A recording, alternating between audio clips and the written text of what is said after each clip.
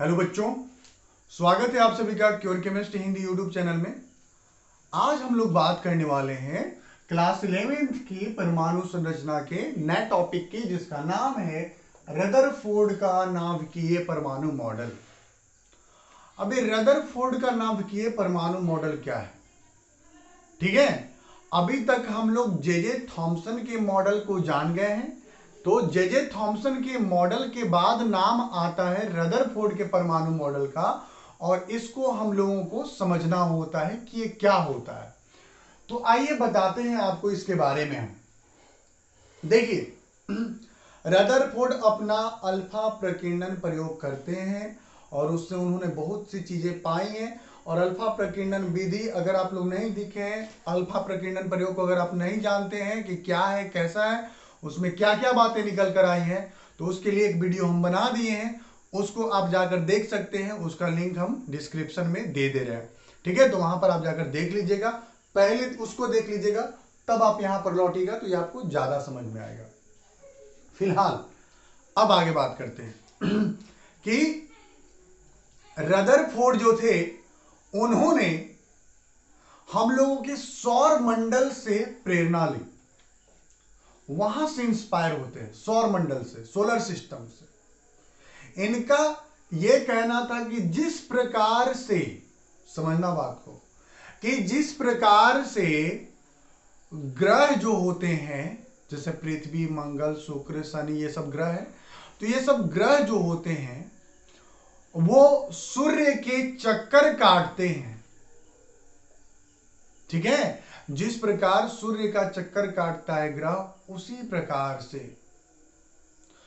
परमाणु के अंदर में, परमाणु के केंद्र के चारों ओर इलेक्ट्रॉन जो होंगे वो घूम रहे होंगे वृत्तीय पथ पर।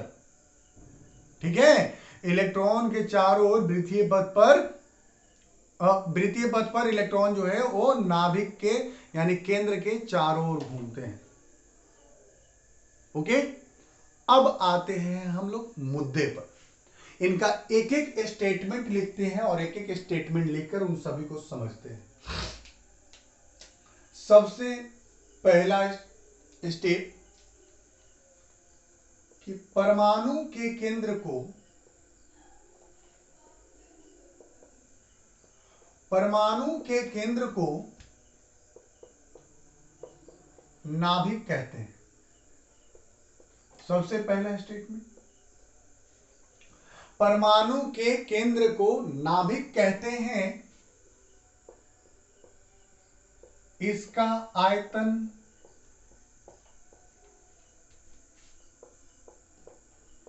परमाणु के आयतन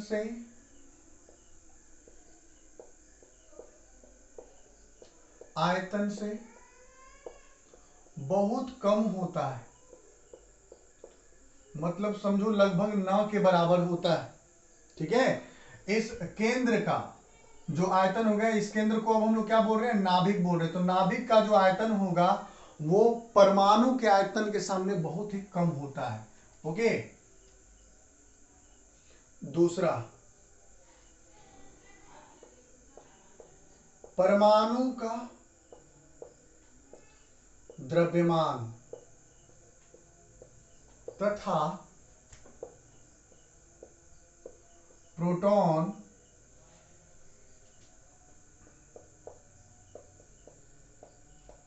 नाभिक में उपस्थित होता है, नाभिक में उपस्थित होता है। तीसरा,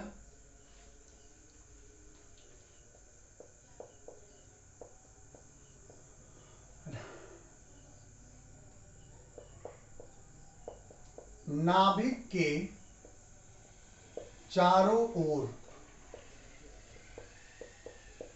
नाभिक के चारों ओर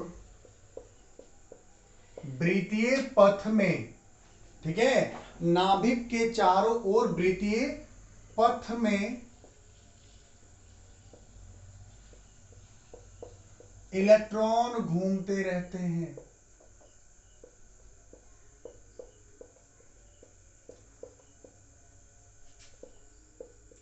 इस पथ को कक्षा, इस पथ को क्या कहा गया है? तो कक्षा कहा गया है। इस पथ को कक्षा कहा जाता है। जिस पथ पर इलेक्ट्रॉन घूम रहा है उस पथ को क्या कहा जाता है? कक्षा कहा जाता है। ठीक है। चौथा,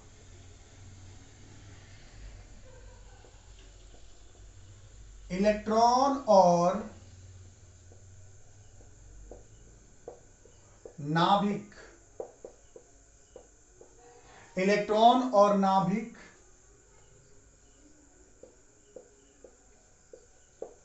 विद्युत अस्थायी बल से विद्युत अस्थायी बल से बंधे होते हैं। ठीक है। विद्युत अस्थायी बल किसको कहते हैं?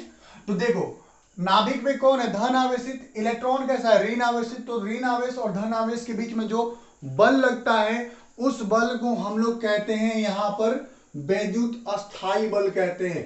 क्लियर है? नाभिक और इलेक्ट्रॉन, चूंकि नाभिक में धन आवेशित कण है जो कि प्रोटॉन है, और साथ साथ बाहर में जो इलेक्ट्रॉन है, तो इलेक्ट्रॉन और नाभिक के बीच में जो बल लगता है उस बल को हम लोग क्या कह रहे हैं? वैद्युत अस्थायी बल कह रहे हैं। क्योंकि यहां पर जो है वैद्युत अस्थायी बल इस वजह से क्योंकि प्रोटॉन प्लस और इलेक्ट्रॉन माइनस, तो प्लस और माइनस के बीच में लगने वाला जो बल होता है उस बल को हम लोग कहते हैं वैद्युत अस्थायी बल, या फिर कभी कभी इसको विद्युत बल भी कहा जाता है। क्लियर है? तो ये रहा हम लोगों का रदरफोर्ड का नाभिकीय परमाणु मॉडल। ठीक है। ये रहा हम लोग का रदरफोर्ड का नाभिकीय परमाणु मॉडल। क्लियर हो गई होगी बात आप लोगों के लिए? ओके। अब एक बार फिर से रिपीट कर देते पूरा स्टेटमेंट कि परमाणु के केंद्र को नाभिक कहते हैं, केंद्र को नाभिक कहते हैं, और इसका आयतन जो होता है, ओके, परमाणु के आयतन के सामने बहुत छोटा। मतलब ऐसे अगर बात करो कि परमाणु का आयतन जो त्रिज्या है 10 का पावर माइनस 10 मीटर है, तो नाभिक का जो होगा वो 10 का पावर माइनस 15 मीटर होगा। नाभिक का 10 का पावर माइनस 15 मीटर हो जाएगा, इतना कम होता है। ठीक है। परमाणु का द्रव्यमान तथा प्रोटॉन नाभिक में उपस्थित होता है। परमाणु का अगर 99% मास हम लोग बोले 99.9%, तो वो जो होता है वो किसमें होता है? तो नाभिक में उपस्थित होता है। और नाभिक में ही प्रोटॉन होता है, लेकिन प्रोटॉन के साथ साथ वहां पर एक और भारी कण होता है जिसको आप न्यूट्रॉन कह सकते हैं, और ये चैडविक के द्वारा बताया जाता है। ठीक है। नाभिक के चारों ओर वृत्तीय पथ में इलेक्ट्रॉन घूमते रहते हैं और इस पथ को कक्षा कहते हैं, या ऑर्बिट भी कहा जाता है। याद रखना, इसको ऑर्बिट भी हम लोग कहते हैं। तो ये बात जो बोली गई है ये सौर मंडल से प्रेरित होकर बोली गई है कि जिस प्रकार ग्रह जो होते हैं वो सूर्य के चारों ओर परिक्रमा करते रहते हैं, उसी प्रकार इलेक्ट्रॉन जो है वो नाभिक के चारों ओर परिक्रमा करते रहता है। ठीक है। अगला है कि इलेक्ट्रॉन और नाभिक वैद्युत अस्थायी बल से बंधे हुए होते हैं। इनके बीच में यही आकर्षण बल काम करता है, वैद्युत अस्थायी बल। ठीक है। ये काम करते रहता है और इसी से ये बंधे होते हैं। तो ये तो हो गया हम लोग का रदरफोर्ड का नाभिकीय परमाणु मॉडल। ठीक। अब इस परमाणु मॉडल का दोष क्या होता है, दोष को भी जानना होगा हम लोगों को। ठीक है, कि दोष क्या होंगे। तो चलो दोष की चर्चा कर लें। यहां पर देखो, इसको हम मिटाते हैं, इसको आप लोग ले लीजिएगा इसका फोटो। चलिए,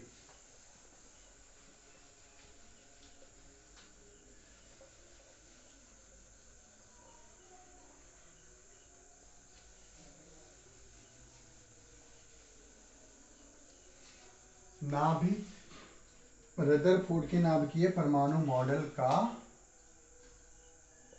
दोष कहो या फिर कमी कहो, जो कहिए। ठीक है, दोष कहिए या फिर कमियां कहिए, दोनों बात एक ही होगा। ठीक है। अब देखो, सबसे पहली बात कि नाभिक में सिर्फ और सिर्फ प्रोटॉन है। प्रोटॉन कैसे हैं? धन आवेशित है। और हम लोग जानते हैं कि एक धन आवेशित कण जो होता है दूसरे को विकर्षित करता है, एक दूसरे को दूर करना चाहता है। और जब दूर करना चाहता है तो दूर करेगा, एक दूसरे को ऐसे दूर करेगा। और दूर करेगा तो सब नाभिक में उपलब्ध है, तो नाभिक से क्या हो जाएगा, निकल जाएगा। यानी नाभिक फट भी सकता है दूर होने की वजह से। एक परमाणु दूसरे परमाणु, एक प्रोटॉन दूसरे प्रोटॉन से दूर होना चाहेगा तो अस्थायी तो रहेगा नहीं।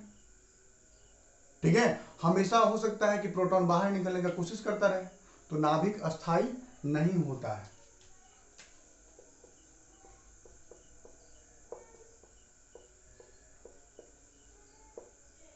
नाभिक के अस्थायित्व की बात नहीं की गई।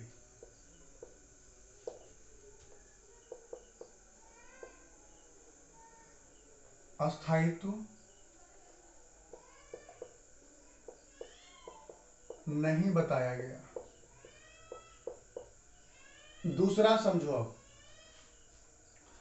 मैक्सवेल का एक सिद्धांत था। ठीक है, मैक्सवेल का एक सिद्धांत था। सिद्धांत यह था कि किसी एक कण के, किसी एक पदार्थ के चारों ओर एक ऊर्जा युक्त कण अगर गति करेगी तो गति करने पे वो ऊर्जा मुक्त करती है, और उसकी जैसे जैसे ऊर्जा मुक्त होगी वो उसका घूमने का जो रास्ता है वो रास्ता कम होता जाएगा, छोटा होता जाएगा, और एक वक्त ऐसा आएगा जब ये कण जो होगा इस कण के साथ मिल जाएगा।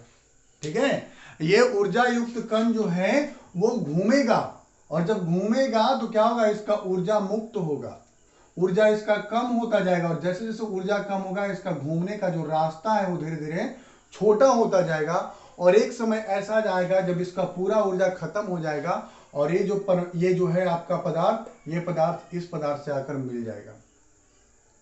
ठीक है, और दोनों जब मिल जाएंगे तो फिर यहां पर अलग बातें हो सकती हैं। तो उसी प्रकार से रदरफोर्ड के मॉडल को भी बताया गया कि जब एक इलेक्ट्रॉन ऊर्जा युक्त कण है और इलेक्ट्रॉन नाभिक के चारों ओर घूम रहा, तो नाभिक के चारों ओर घूमेगा तो इलेक्ट्रॉन जो है ऊर्जा मुक्त कर रहा होगा, और जैसे जैसे ऊर्जा मुक्त करेगा, मान लीजिए यही आपका इलेक्ट्रॉन है, तो जैसे जैसे इलेक्ट्रॉन ऊर्जा मुक्त करेगा वो धीरे धीरे समय के घटते के साथ क्या होगा, समय जैसे जैसे बढ़ेगा उसका ऊर्जा घटता जाएगा, और एक समय के बाद वो जो होगा वो नाभिक के अंदर में प्रवेश कर जाएगा, और जब नाभिक के अंदर में प्रवेश कर जाएगा तो इलेक्ट्रॉन ऋण आवेशित, नाभिक धन आवेशित, इलेक्ट्रॉन ऋण आवेशित और नाभिक धन आवेशित दोनों एक दूसरे से टकराएंगे, वहां पर स्पार्क हो जाएगा, और जो आपका परमाणु है वो फट जाएगा। ठीक है, परमाणु फट जाएगा, तो ये समस्या आएगी। लेकिन ऐसा होता नहीं है, परमाणु अगर फट जाता तो हम लोग भी फट गए होते अब तक, हर एक चीज फट गया होता, क्योंकि दुनिया में बना हुआ जितना भी पदार्थ है वो सब परमाणुओं से बना है, तो सब फट जाते एक समय के बाद, लेकिन ऐसा तो होता नहीं। ठीक है, मतलब ये भी एक कमी है। तो लिखिए दूसरा कि परमाणु के अस्थायित्व के बारे में